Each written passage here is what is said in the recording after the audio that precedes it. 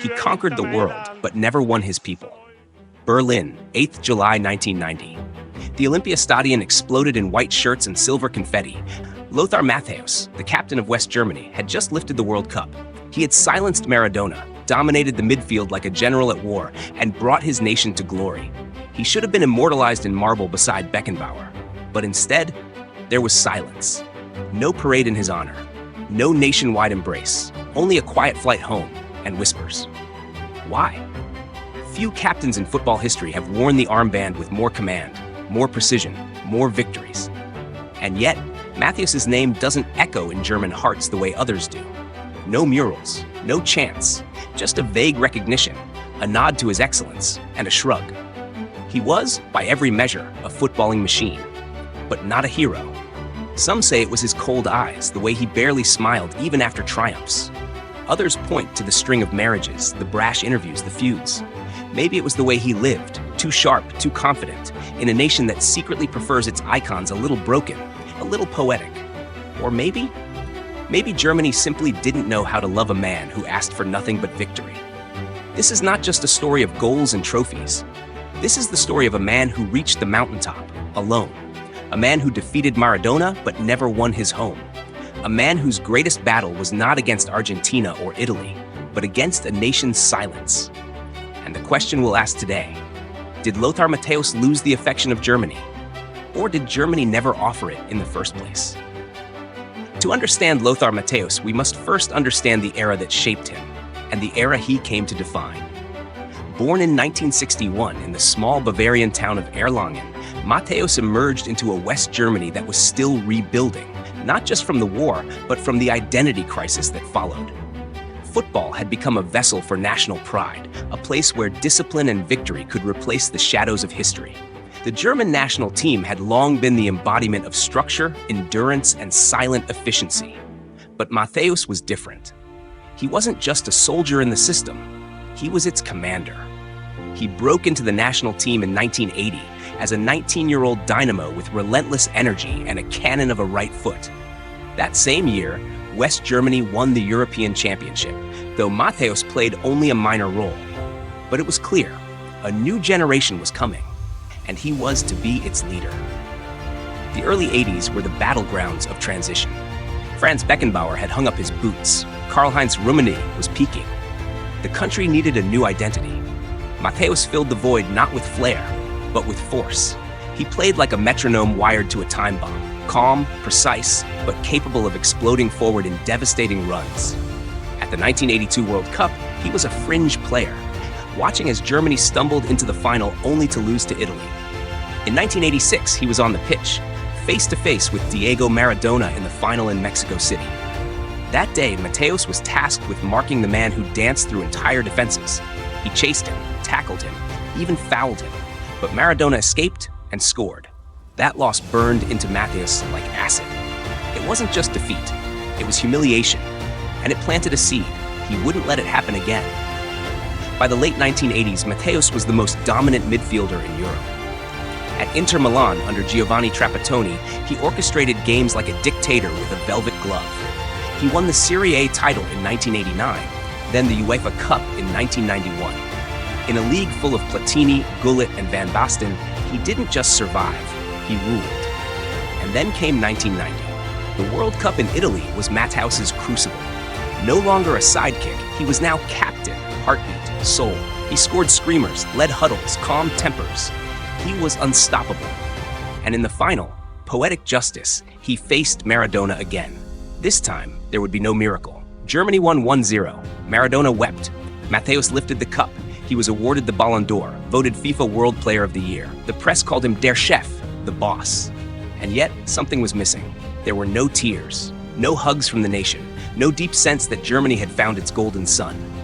In fact, when the team returned home, it was Andreas Brehme, the man who scored the final penalty, who got the louder applause. This was not just media neglect. It was a pattern. While Beckenbauer had been adored as the Kaiser, Matthäus was respected but distant. While Rummenigge had movie star looks and poetry in his boots, Matthäus had grit.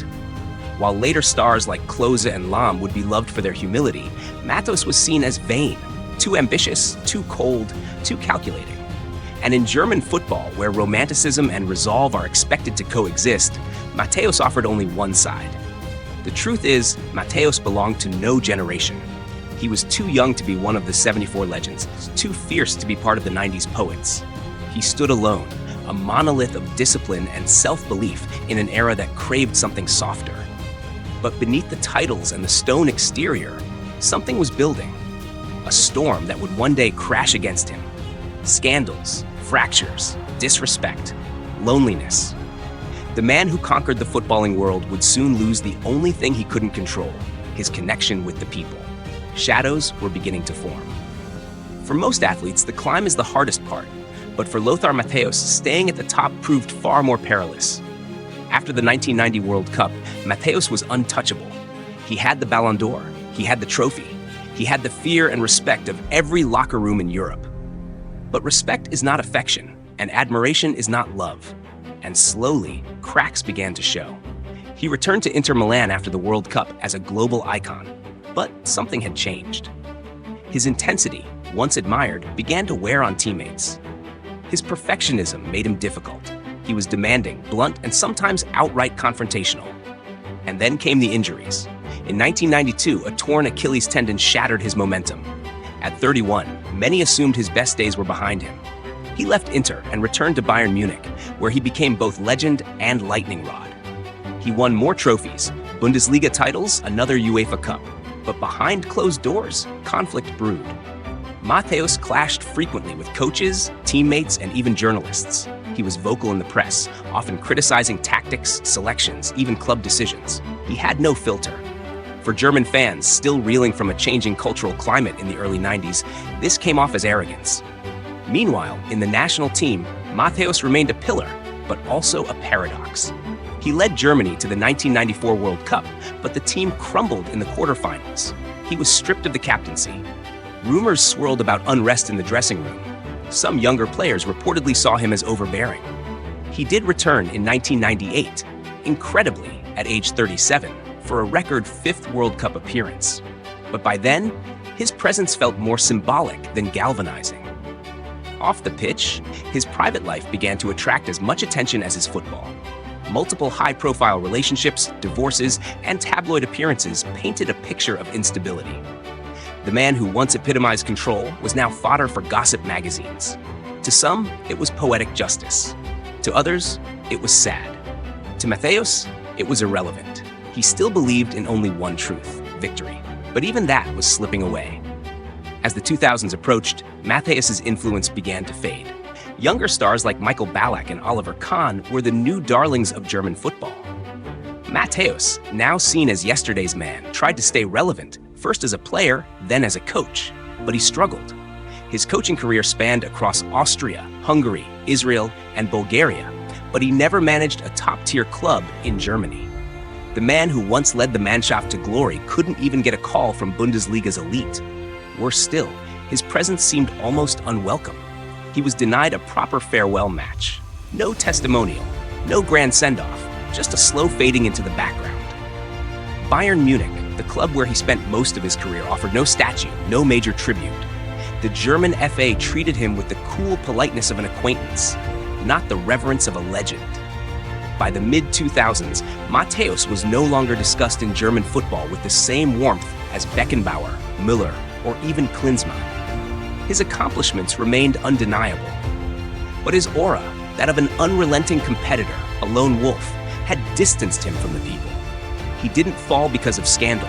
He didn't fall because of failure. He fell because he never allowed himself to be vulnerable.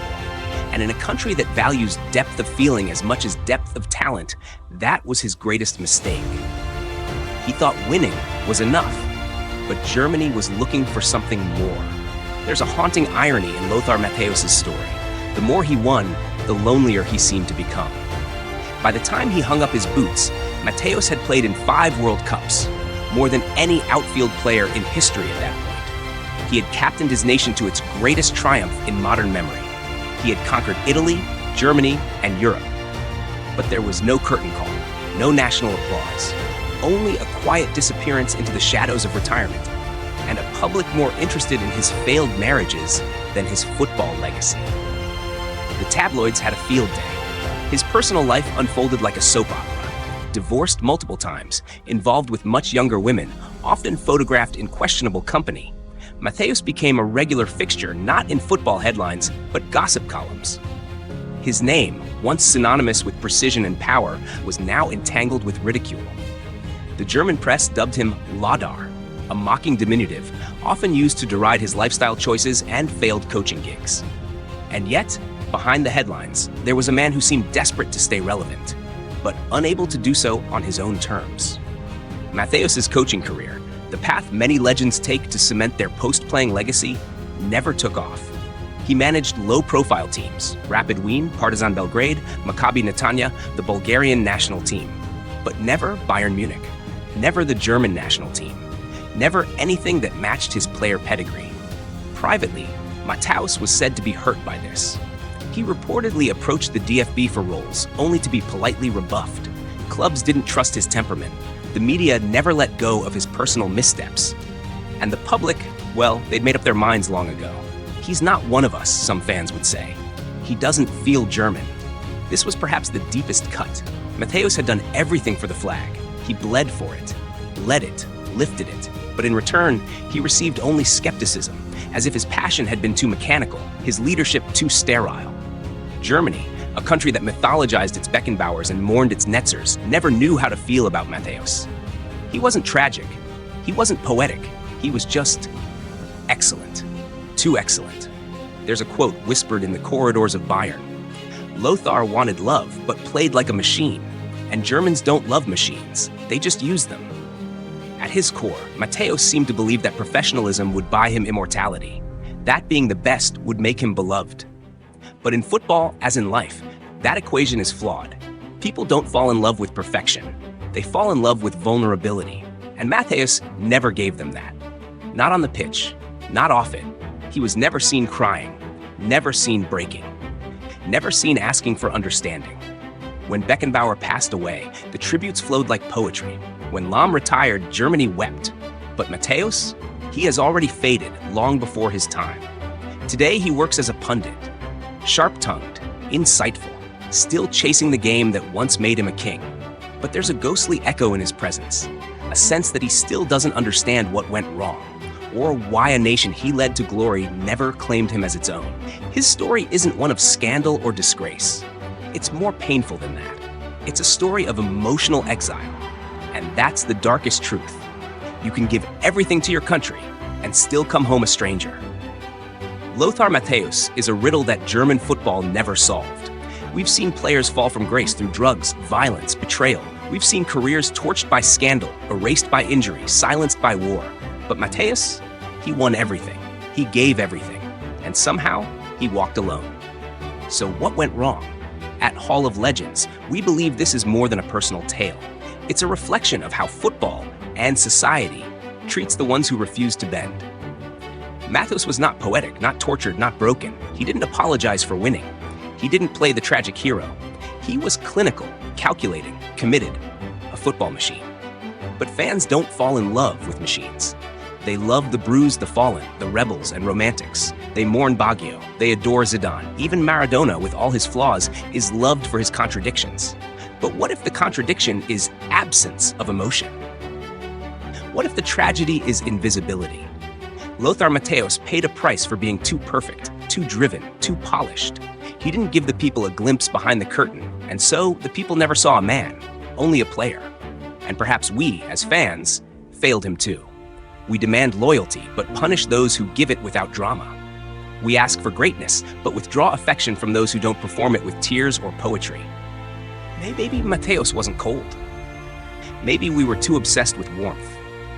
Maybe we didn't want a captain. We wanted a confessor. And that leads us to a question.